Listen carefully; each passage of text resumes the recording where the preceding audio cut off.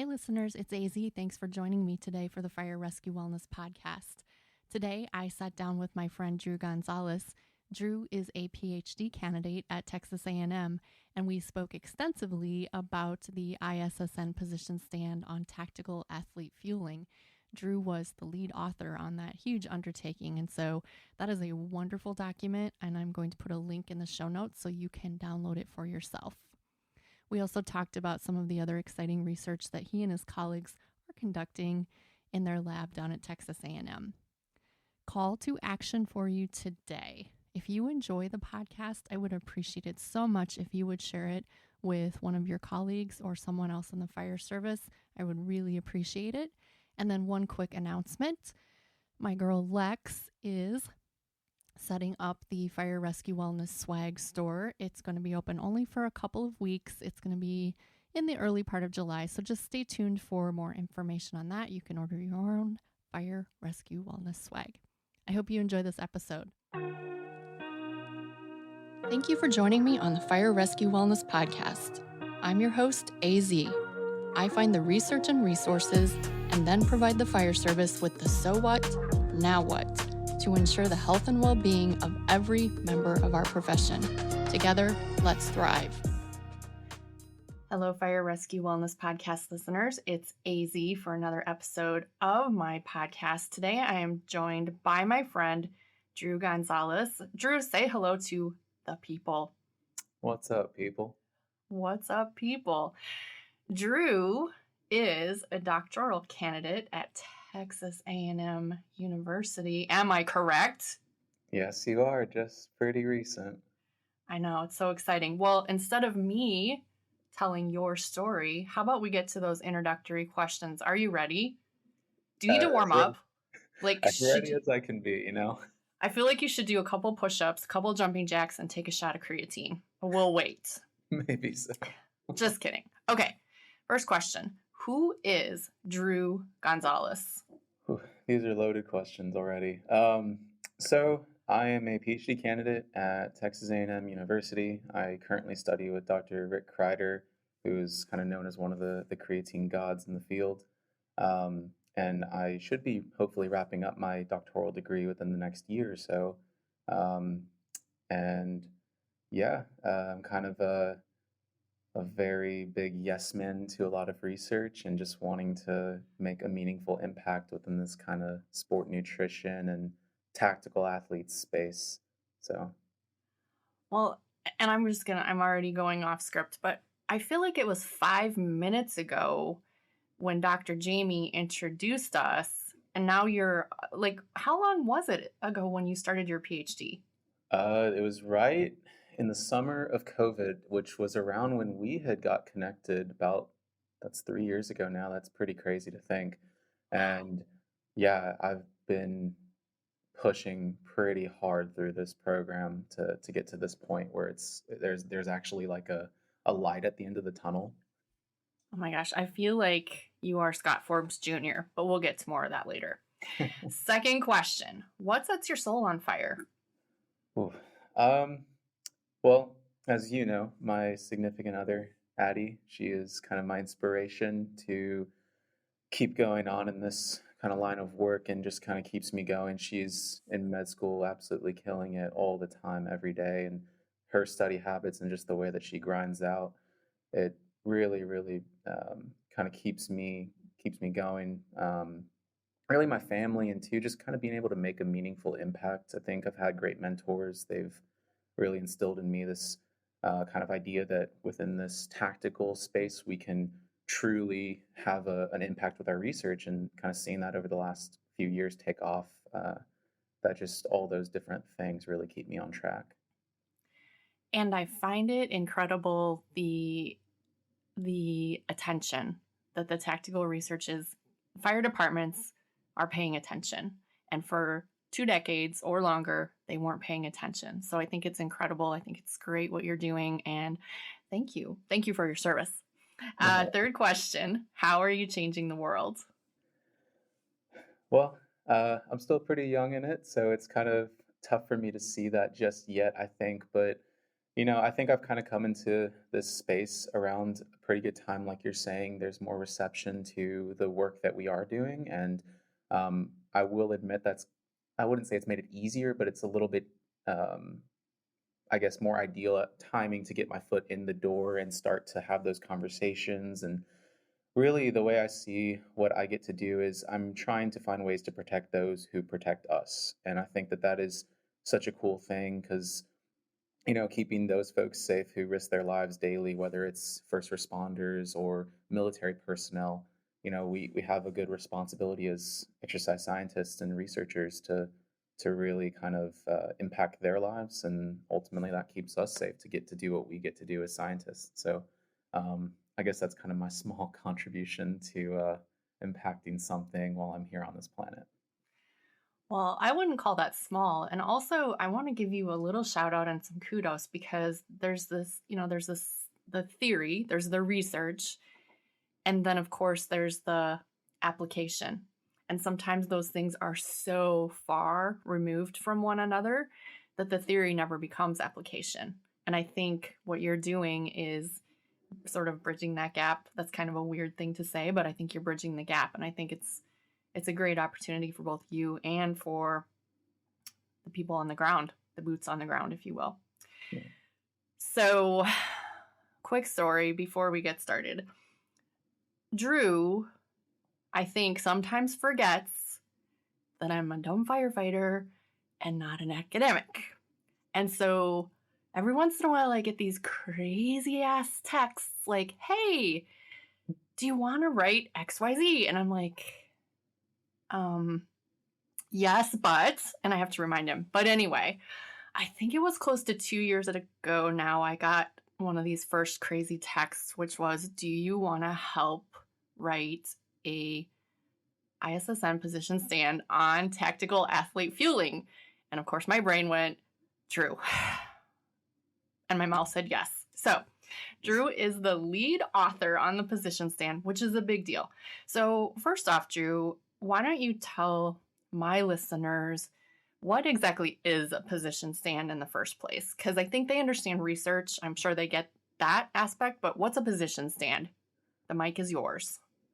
Yeah, so the International Society of Sport Nutrition publishes these really big position stance papers that summarize the body of literature as it pertains to things like protein and nutrient timing, to ultra endurance athletes, and kind of just different ideas of how you can better fuel your kind of athletic performance. And so we had the opportunity to do this for tactical athletes and fueling those folks. So we kind of put together this summary of the current state of literature as it pertains to the firefighter community, law enforcement personnel, and military in terms of their fueling, nutrition, and kind of essentially laying out guidelines, so to speak, of how to fuel to impact your health, to impact your performance, and operational readiness. And before we get into the nitty gritty of firefighters, because that's what we want to talk about, I want to kind of tell the audience, I guess this is maybe my perspective. When you are a layperson and you go looking for research, it can be overwhelming. You can find everything from a case study where it was one person, something that happened in one person that's interesting and intriguing, but probably not that applicable to the general population. You can find research done in lab animals, which again, interesting and intriguing, but really not that applicable to the general population.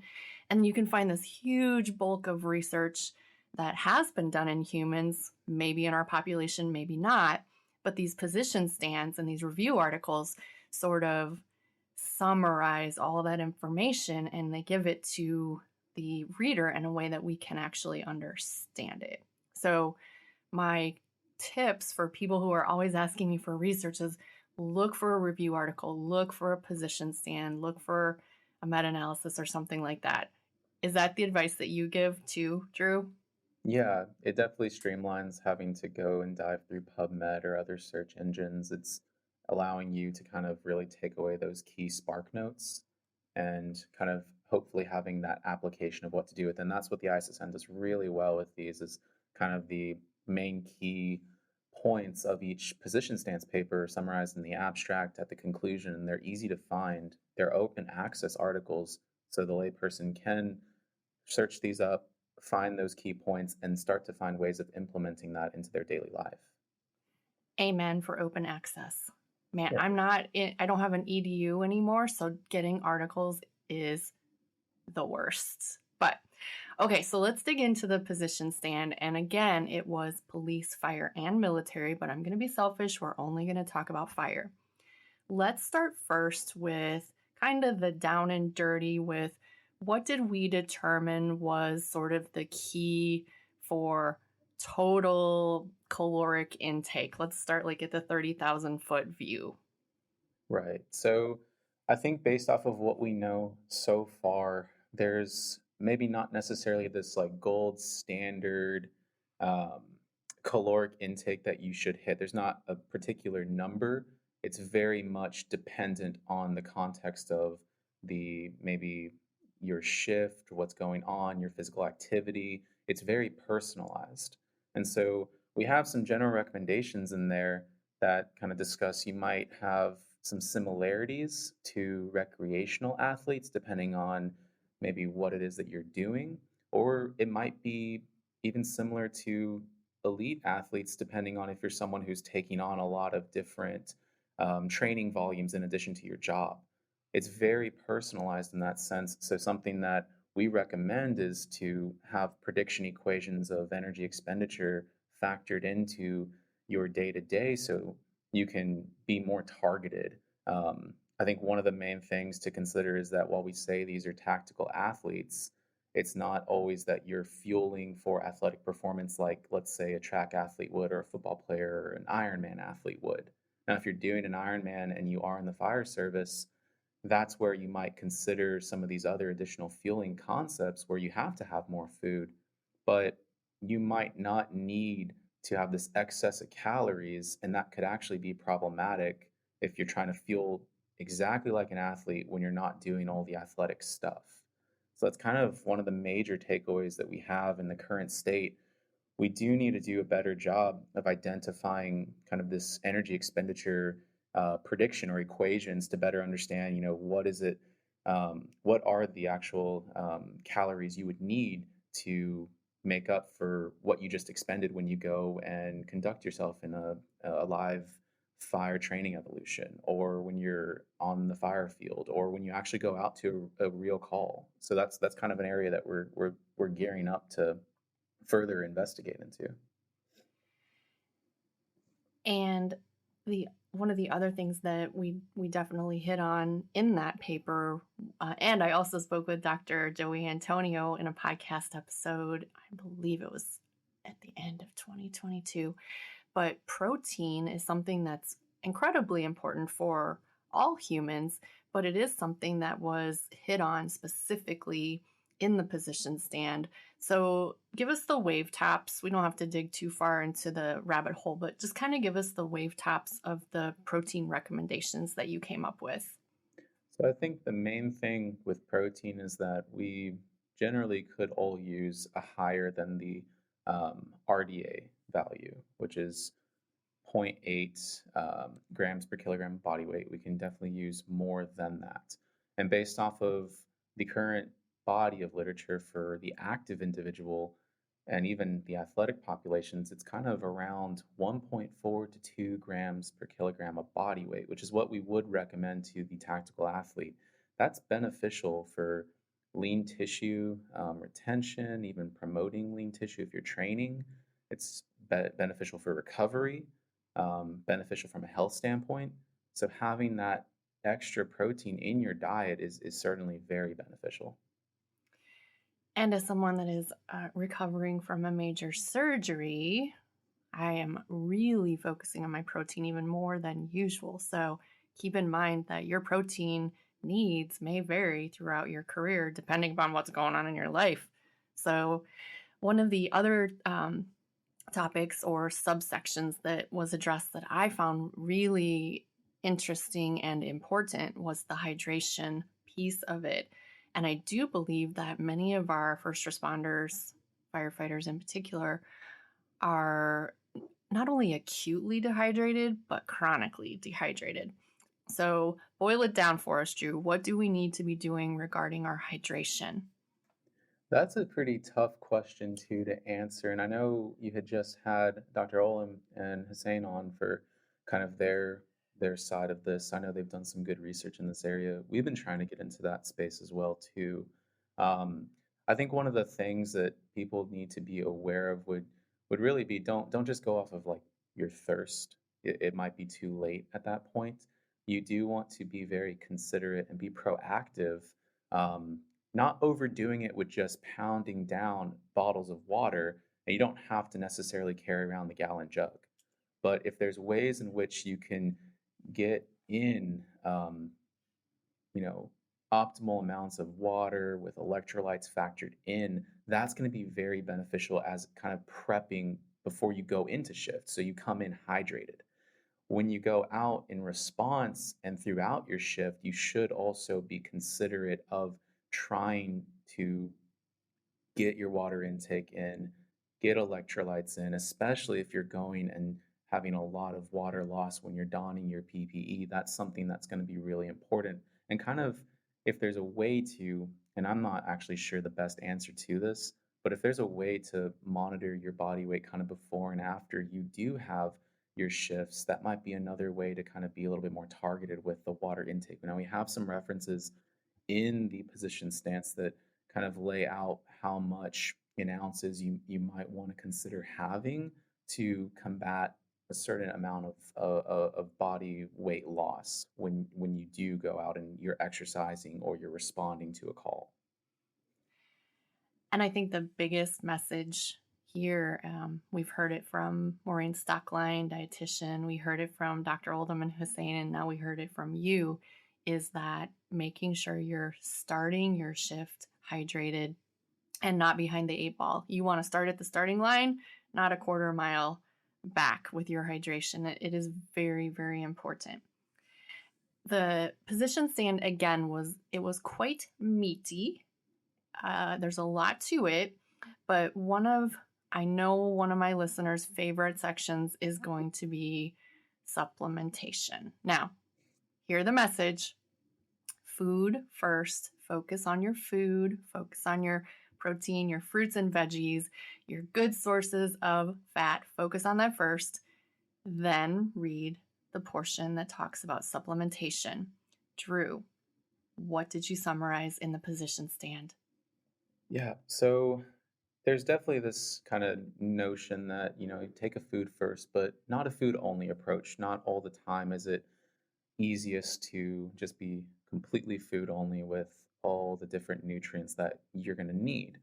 Now, with that being said, as far as the supplementation goes, there are definitely some supplements that I think we within this sport nutrition arena would generally recommend as something you should consider on a daily basis, which would be your creatine and Yes! protein. Right. Those have so many benefits, especially creatine, which has been very well established as a safe supplement to take. And they're now looking into higher doses than what you routinely see. You think of probably 5 grams a day. They're now looking into 10 grams for kind of brain health benefits. So this is something that has been studied for a couple decades now. Creatine is definitely something to consider adding into your daily routine as far as your diet goes. Supplemental protein, that could be really beneficial to get up to that 1.4 to 2 grams per kg of body weight. So you might need to have maybe a scoop of a protein of your choice. That could be very beneficial for an individual. Caffeine is one that definitely to be on the lookout for of having too much caffeine. Higher doses can be problematic when you start getting above 400 milligrams per day.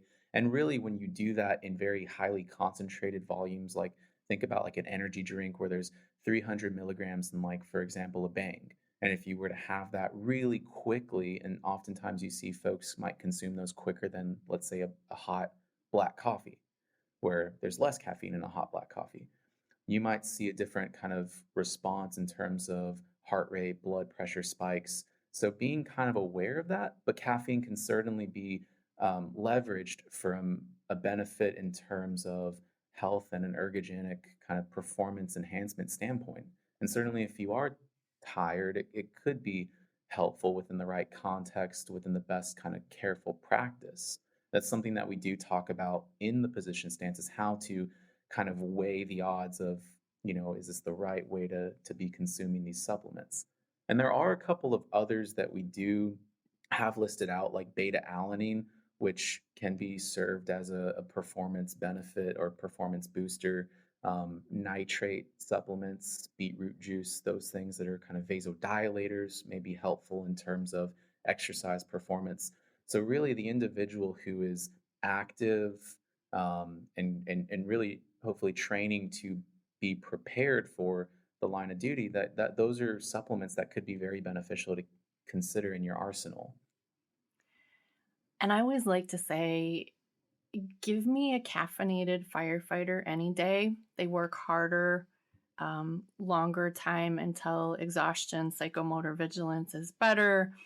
They're not so damn crabby, but we have to be so judicious in our consumption of those products, especially the number of personnel, the percentage of personnel that have cardiovascular disease in our population.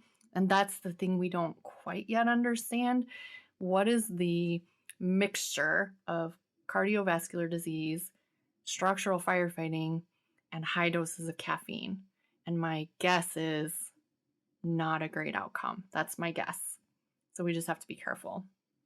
Yeah, definitely. So you said one of my favorite words in the entire world, which is creatine. And so we're going to move off of the position stand and onto creatine just for a little bit, because I got another, this time it was an email from Drew, not a text, it was an email. And he said, hey, you want to help write a review article on creatine in tactical athletes? And again, my brain said, Drew, dumb firefighter over here. And my mouth said, okay. So that's something we're working on right now. But Drew, can you just give the bare bones outline of kind of what we're going to be covering in that review? Because I think it's going to be really exciting for people. Yeah. So again, creatine's been very well established as a benefit to, physical performance, but also cognition, brain health, even there's some implications for concussions. Yes. Those are all things that are definitely relevant within the fire service and broadly speaking, the tactical athlete. So our goal with this review is going to be kind of covering the different ways in which creatine could be leveraged within the firefighter community, and almost like a call of action for us to start researching this nutrient specifically to the firefighter, and also there, specifically to tactical athlete populations in these different settings. Because I think one of the things we're seeing is, you are seeing these studies on creatine and other supplements being done in athletic populations, which is great. But we definitely need to focus attention to our tactical athletes rather than just trying to extrapolate, because we want to be able to be more targeted and specific with these recommendations that we give. One of the neat things about creatine is that there are potential cardioprotective, antioxidant, and maybe even anti-inflammatory effects that would be super beneficial for the firefighter who is at a high risk of cardiovascular disease. So that's one other component that we'll discuss. And then even on the utility of creatine for boosting your sleep, improving your sleep, and kind of helping combat sleep deprivation. And I'm really excited about some of the people that are working on this. Dr. Darren Kando, absolute OG in creatine research, and Dr. Kreider, mentioned by Drew, who is his advisor, as well as Scott Forbes, Dr. Andrew Jacom, and sleep genius Allison Brager. So incredibly excited, but also paralyzed with fear. I may need to hang up now so I can go work on my section. Okay, let's move. let's move on. Actually, let's not move on. Drew emailed me after I agreed, and he said, no, actually, we were kind of signing up for our sections, and there was a section on sleep and creatine. And I said, Drew, you know what? The person to write this would be Dr. Allison Brager, but she just got orders. She's on secret squirrel mission stuff. I don't know where she is. I don't even know if I can get a hold of her. He's like, well, let's try. So I reached out to Allison. She reached back immediately and then said, yeah, I can totally do this. And then she said, actually, I have something kind of already written, which to me meant we'll see it in like 2 to 3 weeks. No, it was like an hour later, she sent Drew, I don't know, an 8-page document. So I'm just overwhelmed. I'm overwhelmed by that, Drew. She's an absolute beast. A beast and a rock star. Yeah. Okay. The ISSN Position Stand was an incredible endeavor that you sort of did as a side task because you were conducting your own research in your lab, working on your PhD project. And one of the things that I was really intrigued with, you spoke about it last year, I believe, at the nutrition conference, was your work with the astaxanthin. Is that directly for your PhD project? Yes, so that is my dissertation. And actually, this last week, I was able to kind of almost do a practice defense, but shared some of the findings that we had from that study. And so it's actually a really, really neat study and a really neat nutrient. All right, what in the hell is astaxanthin? Yeah, so you probably haven't heard of it. It is kind of a mouthful term to say. Even I struggle saying that term, astaxanthin. But it's a carotenoid, and it gives the pink kind of reddish or orange coloration to seafoods like salmon, crustaceans, your crabs, shrimp. And you actually find this in microalgae. So these sea creatures able to kind of consume this, and it kind of helps them from this metabolic standpoint to be able to travel upstream. And so one of the thoughts originally was, well, if this is helping these animals, maybe this could be beneficial for a human from this metabolic standpoint. So we actually are able to get this from microalgae, put it into a capsule, and leverage that via supplementation, which is more ideal than consuming seafood to get it through the diet. There's actually a paper out that highlights through your diet, you get about 11 milligrams per year. That's the average person. So you'd have to eat a lot of seafood probably to really leverage this, because when you look at the supplementation studies, you're seeing up to 6 milligrams, 12 milligrams, even in some instances 20 milligrams per day compared to the 11 milligrams per year from just the whole food approach. And what exactly, well, if you know, what does it do in humans? Because I'm not swimming upstream anytime soon that I know of. Fair enough.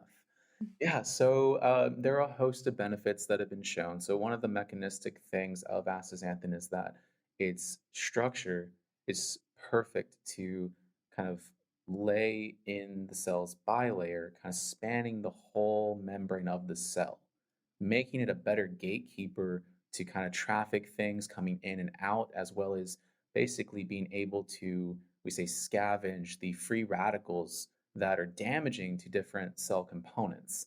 So it's very strong as a direct antioxidant. In fact, it's what's called a true or a complete antioxidant, meaning that there aren't any of these pro-oxidative properties of it. It's just an antioxidant. There are some things like beta carotene, which you might have heard of, that actually does have some pro-oxidative properties. Astaxanthin is a very strong direct antioxidant, and it's very strong compared to vitamin E, vitamin C, some of the other commonly known kind of antioxidants we can leverage in our diet. And so by spanning that cell membrane, it's able to do certain things like even protecting our ability to burn fat as a fuel source. So that's kind of one of the hypothesized ergogenic or performance enhancing benefits, is that if it's able to allow us to keep revving up on utilizing fat as a fuel source, we might be able to stay in the game or exercise a little bit longer. than we would if we didn't have this nutrient gatekeeping things that might cause cell damage. My claim to fame, I don't have very many of them, but usually when I have a scientist on my podcast, I give them a study back. Now, this study is not in your wheelhouse, but hear me out. If astaxanthin is spanning the lipid bilayer and giving it greater integrity, did I hear that correctly? Mhm. Could it be very helpful in individuals with leaky gut?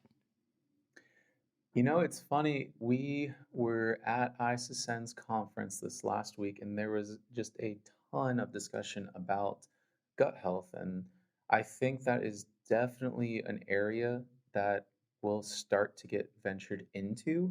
Um, it certainly is out of my wheelhouse, but Yeah.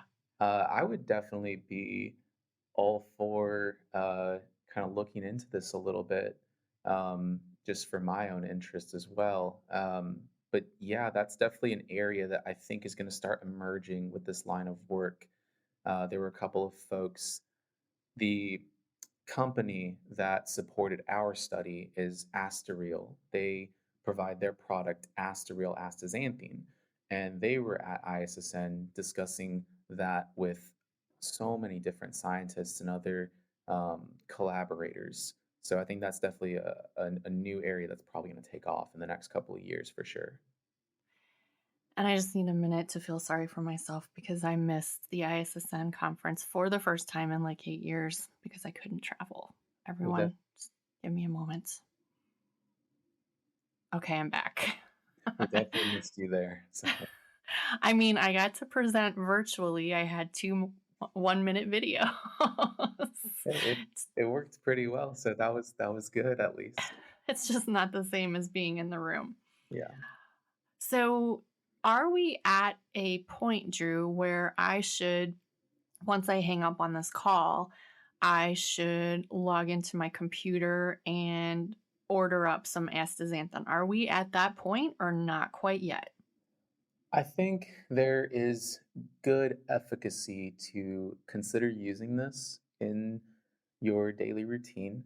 Um, I know our goal, our lab's goal is to continue researching this, and there are other benefits, kind of the improved recovery, attenuation, or lowering of your muscle inflammatory response to exercise.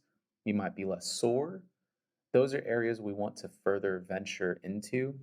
I think from those standpoints, it's been shown in active individuals at least that there might be something there, even in just the perceived sense.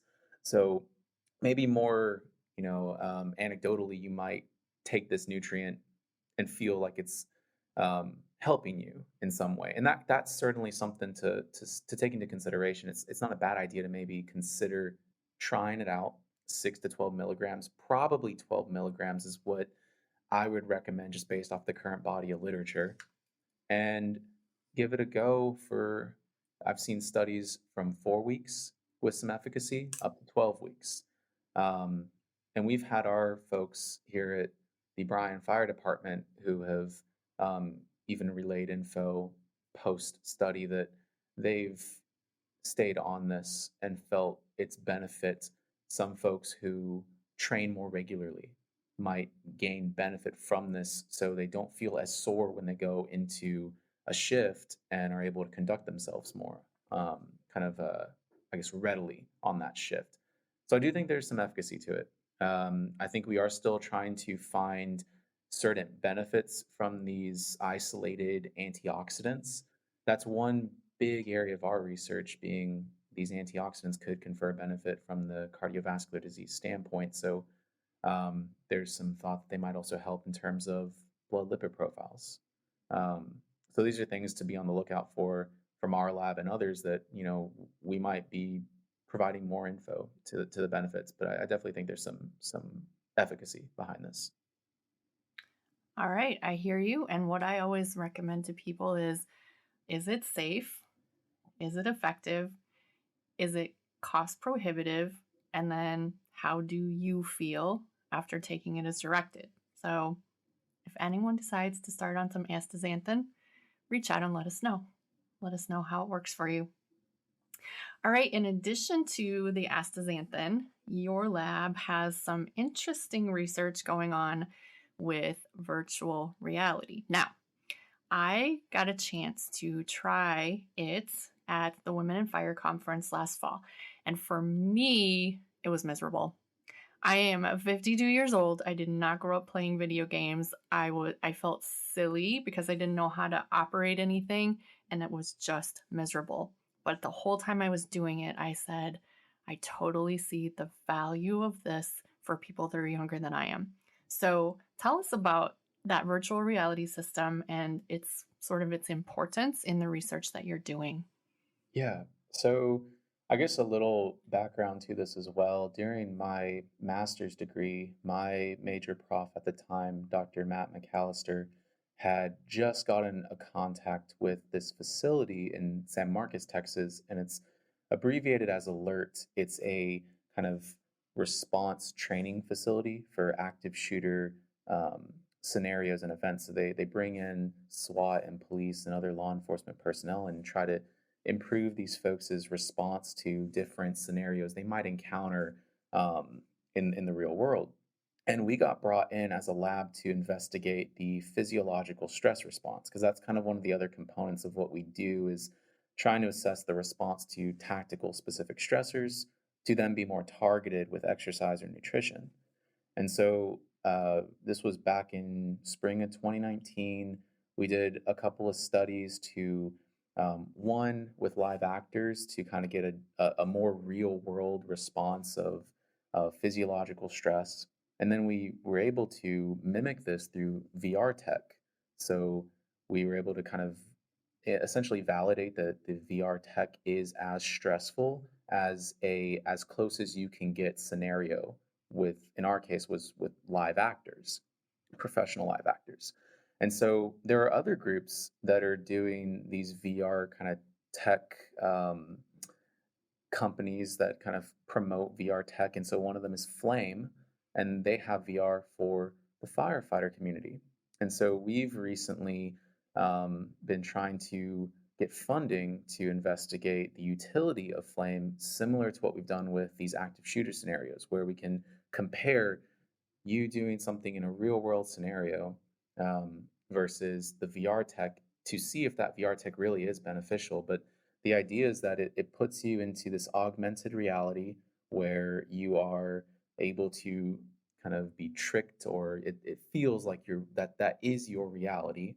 And it's almost like a form of stress inoculation training, exposing you to the stress, trying to prep you for dealing with that in a future instance, to where you might not have as crazy of a spike in your heart rate or blood pressure. You might feel a little bit more calm and able to think more clearly through that scenario should you see something like that in the future.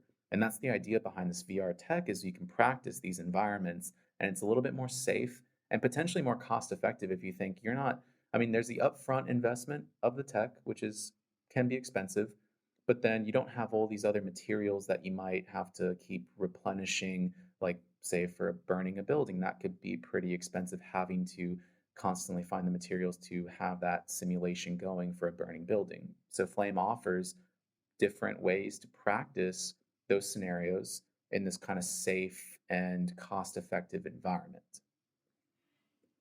And the thing that I found incredible was they put an air pack on you, and you have a thermal imaging camera. The vest that you wear, for example, if I decide to advance the hose line, which by the way, I feel the reaction forces when I turn on and turn off the hose line. If I decide to advance the hose line and I've gone the wrong direction, now I feel the heat from the fire in the other direction on this vest. It was incredible, but also frustrating because I just couldn't even figure out how to manipulate. Did you get to try it, Drew, yourself? Yeah, we did give it a go. It was tough. It definitely has some interesting feedback, like you're saying with the vest and the hose. I think one of the ideas is that when you actually throw on your full gear and you're wearing the vest, the heat effect is supposed to mimic as close as it can of you advancing into a building. And so that feedback it's helpful, and I think they're trying to even round it out even more so to kind of be more, if you're in these VR systems and a buddy of yours were to touch your shoulder, you would have feedback, so that kind of is more realistic. But it does a decent job in its current state to mimic a real world scenario, and it's pretty unique. And I think when I first came into the fire service, we were just at that cusp of where we started to have to get all of this authorization and approval from the EPA for doing burn downs. And we still had houses, several times a year we would have burn downs, but it has been a good decade since we've actually had an acquired structure. And so we do a lot of training in a burn tower. And so I guess this is just one more option. I think it's great. I Yeah, guess absolutely. more to follow, and Drew's working on validating the experience. I like it. Well, we are winding down, Drew, and I want to know from you. We went down some rabbit holes. Was there one that we should have gone down that we did not go down? Ooh. I think we probably covered everything that I've mainly been involved with since my time for my master's up to this point, and some of the cool new projects we're working on. Um, I I definitely think kind of just revisiting the idea of those antioxidants. We actually are working on another position stance paper there, and Of course you hopefully, are. right. I think hopefully the idea with kind of the way our group is doing these things, we're gonna identify some really key nutrients or helpful um, supplements that might not necessarily be always considered like the creatine and the protein, but other things that could really be beneficial. Now, antioxidants are maybe a tricky areas. There is some literature out there that if you're very highly trained, they might not be as beneficial, but when you do think of a firefighter and then broadly a tactical athlete who might be training and doing all the things on the job, that might be a way to kind of help alleviate some of the, stress that you feel or some of the extra soreness and inflammation. So that's kind of I guess like you can call like a precision nutrition area that we're trying to dive into. And so hopefully that's something that if y'all stay tuned, we'll have some pretty neat findings coming from there. Well, and just based on my experience with you the last 3-4 years, you churn out a lot of information. So keep your eye on this kid. Keep your eye on Drew Gonzalez and his whole lab. He has some amazing lab partners that can collaborate with him as well. Mhm. All right. Well, Drew, I would ask you now if you could leave us with one nugget, one thought, one marching order. What would that be? Well, I think kind of the bottom line up front on our work in the position stances, there's really no one size fits all approach.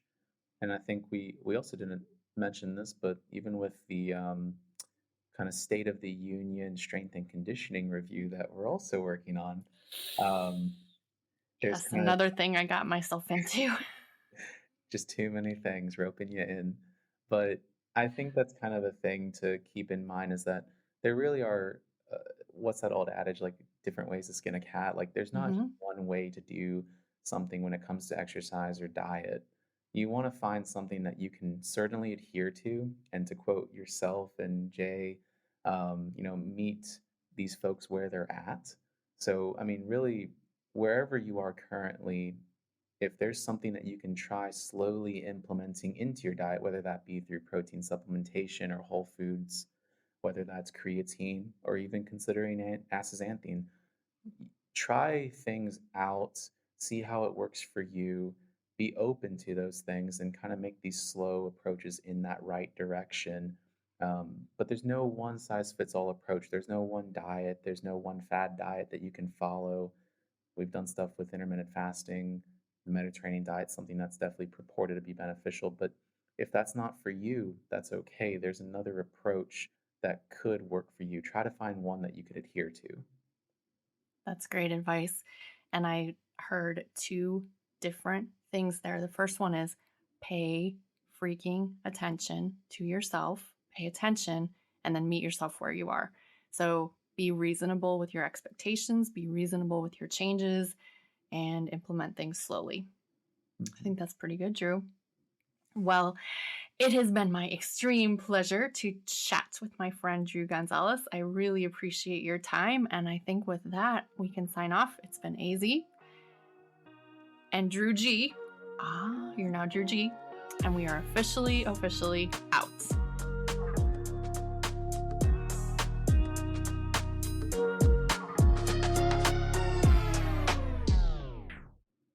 Oh, hey, it's AZ back for an outtake. You know what I forgot to ask Drew about? His god dog. Drew, tell us about your dog. Yeah, so my girlfriend Addie and I, we have a corgi who has just turned 3. He loves tortillas. He eats a little too many of those, but he is the most adorable thing. He actually has an Instagram page, which I think we can plug. I can't remember the handle. It's in the show notes, baby. There we go. But he is adorable, so give him a follow. He's great. I recently heard that corgis are more of a handful than the Belgian Malinois. Is that true? They are a lot. So we got him when he was like 8 months no, actually that's a lie. He was only like 2 months, and it was a lot. He's calmed down, but he still jumps at you, tries to bite you playfully. But he was a menace for the first year or so, in a good way. It was cute, but sometimes a lot. So Baby Velociraptor. there you go. Okay, we're out again.